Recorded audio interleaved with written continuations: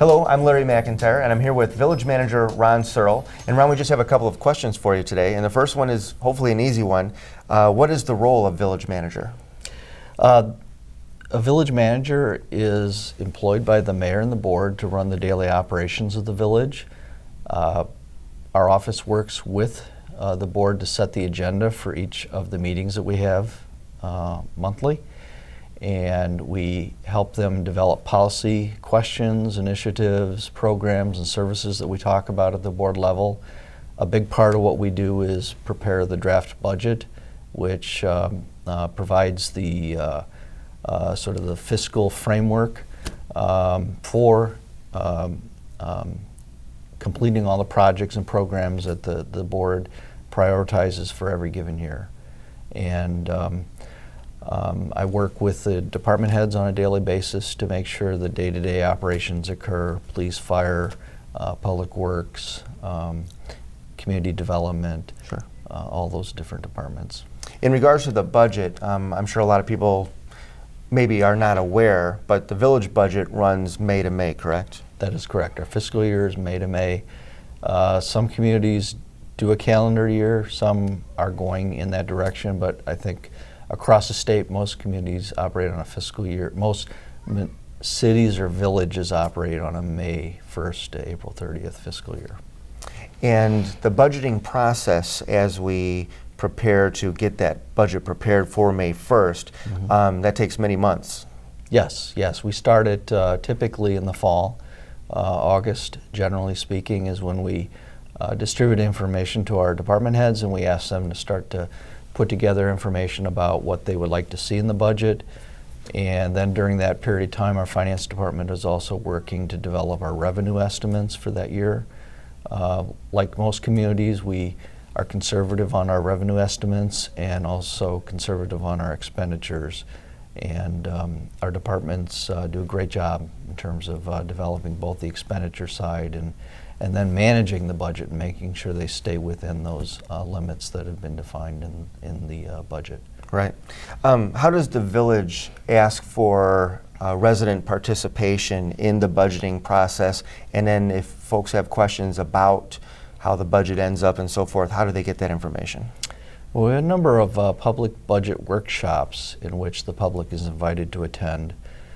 We get feedback, obviously, during the year about a variety of things from residents, and department heads will, take note of questions or comments and things, and sometimes those will become initiatives or questions that we talk about during the budget process. We have a variety of communications tools, and I think we'll talk about our website, where all of our meetings are on cable TV, so residents can tune in and see on a regular basis what the board's talking about, what our concerns are, and we have this new publication, Neighbors, which yeah, I was going to ask you about that, so that's a good lead into that. That's a new publication that we've just started here in Westmont, and we're partnering. They're a private entity, but different public agencies and community organizations are working together to provide that publication with information. Can you tell us a little bit more about Neighbors of Westmont? Yes, we're very excited about it. As many people know, we've had an annual village calendar. In the past, we had regular print newsletters that would go out. The past couple of years, because of budget cutbacks, we had gone to a every other month newsletter that went out with the water bill.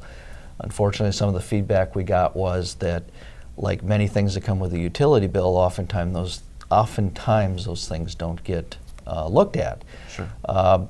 We looked around at other avenues to try to use print media to get information to our residents, and we came across this publication called Neighbors, which exists in a number of communities already.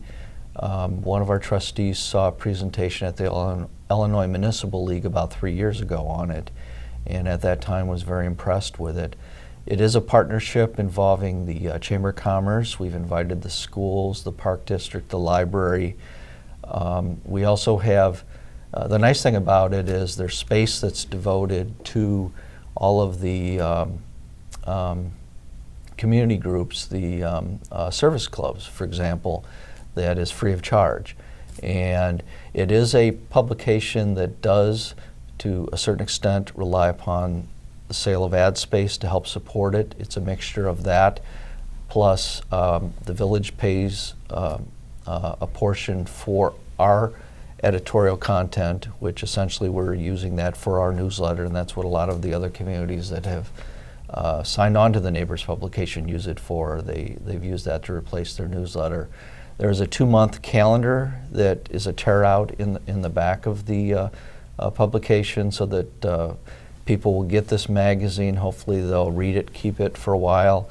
They can tear those calendars out, and where in the past we had an annual village calendar that we know many people like to hang up on their refrigerators for reminders, they'll be able to tear those pages out as a reminder. We're also encouraging people to use our electronic calendar more that's on our website, and there will also be an electronic calendar that's tied into the Neighbors publication. So this print publication will be going out to all residents, all businesses, and the calendar, the publication itself is also available electronically. So if folks want to keep them and archive them, you can get a complete PDF of them. But what we've found in talking to other communities is many of the communities, the residents, it's like a little magazine. Sure. And they like to put it on their coffee table and keep it around. And that's what we're hoping. We just had our first issue launched here just a week or so ago. Yeah, and it looks great, and I would imagine that many people will archive them. They will just keep them handy and reference them throughout the year, because they do an excellent job of promoting the community and things that are going on, as well as have feature articles on businesses and residents in the community. So, well, Ron, thank you very much for joining us today, and Thank you. we'll talk to you soon. Appreciate it.